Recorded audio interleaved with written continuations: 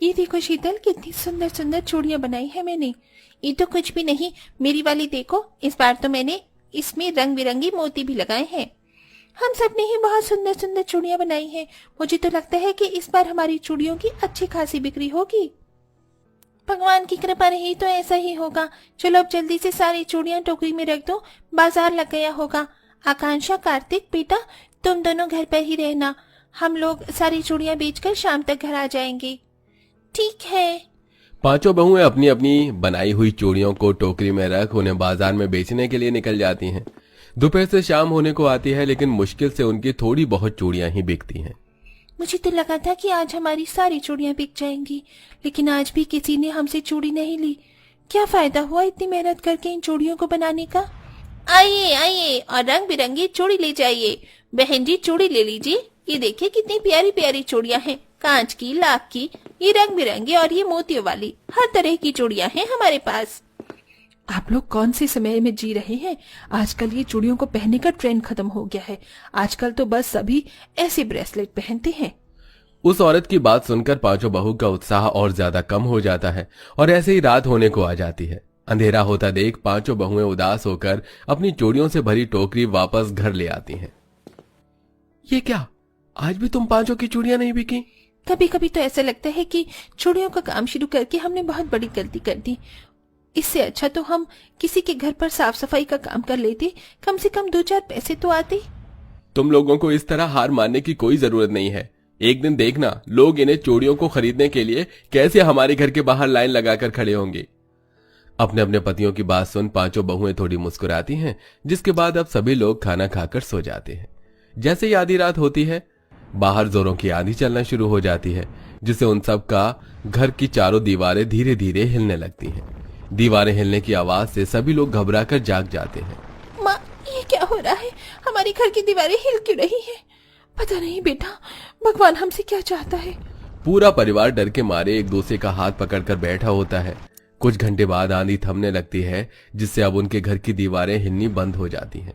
सभी लोग बड़ी मुश्किल से सोए ही होते हैं कि तभी धीरे धीरे उजाला होने लगता है, जिसे देख पांचों बहुएं जल्दी से जागती हैं और नन्ही सी आकांक्षा को लेकर शौच करने खेतों में चली जाती हैं।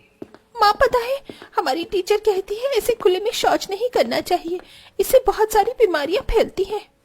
हम जानते हैं आकांक्षा बेटा, लेकिन क्या करें, इतनी मेहनत करने के बावजूद भी हमारे पास आज तक इतने पैसे तो जुड़ ही नहीं पाए कि जिससे हम अपने घर की मरम्मत करवा सके। तो क्या ही हम लोग अपने घर में एक टॉयलेट बनवाएंगे। ऐसे सुबह सुबह खेतों में आना मुझे बिल्कुल भी सही नहीं लगता। क्या पता कब कौन देख ले। हम औरतों की जिंदगी भी कितनी कठिनाई भरी है ना।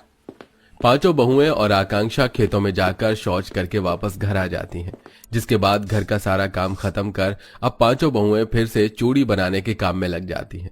लेकिन इस बार भी उनकी बनाई हुई चूड़ियों को कोई नहीं खरीदता। जैसे जैसे समय गुजरता है, वैसे वैसे सभी लोग मॉडर्न होने लगते हैं। मॉडर्न होने की वजह से अब किसी को भी ट्रेडिशनल चीजों में जरा भी दिलचस्पी नहीं होती। ऐसे ही एक दिन, बस अब बहुत हुआ, बहुत बना ली हमने चूड़ियां। जब एक भी चूड़ियां बिकनी ही नहीं तो क्यों हम लोग मेहनत करके चूड़ियां बना रहे हैं। तुम सही कह रही हो मनीषा, जब हमारी मेहनत का कोई फल ही नहीं मिल रहा है तो हम क्यों मेहनत करें। मनीषा शीतल की बात सुन बाकी की बहुएं भी अपनी बनाई हुई चूड़ियों को और चूड़ी बनाने वाले सामान को घर के कोने में रख देती हैं। और अब ऐसे ही कई दिन गुजर जाते हैं, लेकिन पांचों बहुओं में से कोई भी चूड़ी को हाथ तक नहीं लगाता। दोपहर का वक्त होता है, सब सो रहे होते हैं कि तभी उनके घर की छत का एक टुकड़ा अचानक से जमीन पर गिर जाता है, जिसकी आवाज से पांचों बहू की घबराकर आंख खुलती है। भगवान का लाख लाख शुक्र है कि हम इस तरफ नहीं सो रहे थे, वरना ये छत का टुकड़ा तो सीधा हम पर गिरता। ऐसी टूटी फूटी मकान में रहने से अच्छा है कि हम लोग बाहर तिरपाल लगाकर रह ले। कम से कम ऐसी दीवारें गिरने का डर तो नहीं होगा। उनके लिए कहना तो बहुत आसान था, लेकिन करना उतना ही मुश्किल। अपनी गरीबी और कम पैसों की कमाई के चलते पूरा परिवार चाहकर भी ना ही तो अपने घर की मरम्मत करवा पा रहा था और ना ही कोई ढंग का किराए का मकान लेकर उसमें रह पा रहा था। तुमने मेरी गुड़िया तोड़ दी, अब मैं किससे खेलूंगी। क्या हुआ आकांक्षा बेटा, तुम रो क्यों रही हो। चाची चाची, कार्तिक ने मेरी गुड़िया तोड़ दी, अब मैं कैसे खेलूंगी। कार्तिक बेटा, तुमने आकांक्षा की गुड़िया क्यों तोड़ दी। उसके पास एक ही गुड़िया थी और वो भी तुमने तोड़ दी। शीतल आकांक्षा को चुप करवाती है और घर के कामों में लग जाती है।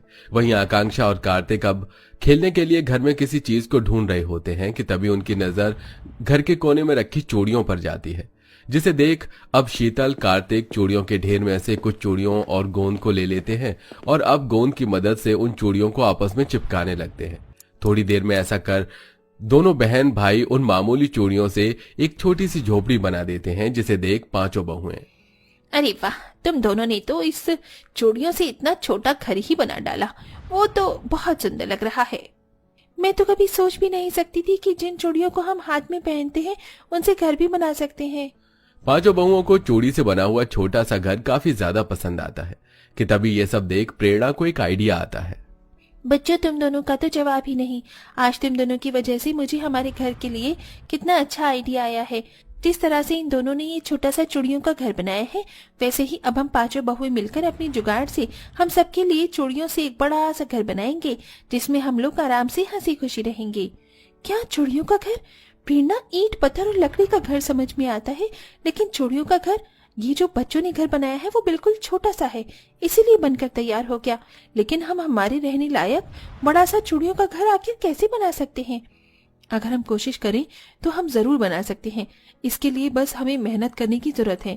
हम लोग पहले अपने घर के लिए ढेर सारी चूड़ियां बनाएंगे और साथ ही गोंद का भी इंतजाम करेंगे। इनकी मदद से ही हम लोग अपने चूड़ियों का घर बना सकते हैं। विश्वास करो, हमारा चूड़ियों का घर बहुत सुंदर और रहने के लायक होगा। चारों बहुएं चूड़ियों से घर बनाने के बारे में सोचती तो हैं, लेकिन आखिर में वो प्रेरणा की बात मान जाती हैं, जिसके बाद अब पांचों बहुएं मिलकर ढेर सारी चूड़ियां बनाती हैं और साथ ही गोंद के पेड़ से काफी सारी गोंद भी इकट्ठा कर लेते हैं। और अब वो लोग अपना टूटा फूटा मकान छोड़कर एक बड़ी सी जगह पर अपना चूड़ी घर बनाने की शुरुआत करते हैं। लेकिन ये चूड़ी घर बनाना पांचों बहुओं के लिए इतना भी आसान नहीं था। जुगाड़ से भी चूड़ी घर बनाने पर भी कभी किसी बहू के हाथ में चूड़ी चुभती तो कभी किसी के पैर में। मेरा हाथ।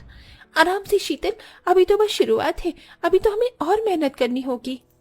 पांचों बहुओं को अपना ये चूड़ी घर बनाने के लिए तकरीबन 1 हफ्ता लग जाता है और आखिरकार 1 हफ्ते के बाद उन पांचों जुगाड़ू बहुओं का चूड़ी का घर बनकर तैयार हो जाता है, जो दिखने में काफी ज्यादा सुंदर था।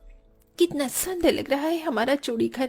ऐसा लग ही नहीं रहा कि ये चूड़ियों से बना है, ऐसा लग रहा है कि जैसे ये कांच का बना हुआ हो। अपनी चूड़ियों से बना घर देख पांचों जुगाड़ू बहुएं काफी खुश होती हैं, जिसके बाद अब वो लोग अपने पूरे परिवार के साथ आराम से उस चूड़ी घर के अंदर रहने लगती हैं। लेकिन जहां उनके घर की समस्या ठीक हुई थी, वहीं अभी उनकी टॉयलेट की समस्या वैसी ही थी, जिसे देख शीतल, जब हम लोग इतना बड़ा चूड़ियों का घर बना सकते हैं तो एक छोटा सा टॉयलेट बनाना हमारे लिए कहाँ इतना मुश्किल होगा। और अब पांचों जुगाड़ू बहुएं मिलकर बची हुई चूड़ियों से अपने पूरे परिवार के लिए टॉयलेट भी बनाती हैं और अब पूरा परिवार आराम से चूड़ी टॉयलेट का इस्तेमाल करता है। गांव में चूड़ी घर बनने की खबर कैसी आग की तरह फैल जाती है, जिसके चलते अब हर कोई जुगाड़ू बहू का चूड़ी घर देखने के लिए आता है और साथ ही उसके साथ तस्वीर भी खिंचवाता है। ये तो दुनिया के 8वें अजूबे की तरह हो गया। इन चूड़ी घर के सामने हमारी फोटो कितनी सुंदर लग रही है ना? चलो अब जल्दी से एक रील भी बनाते हैं।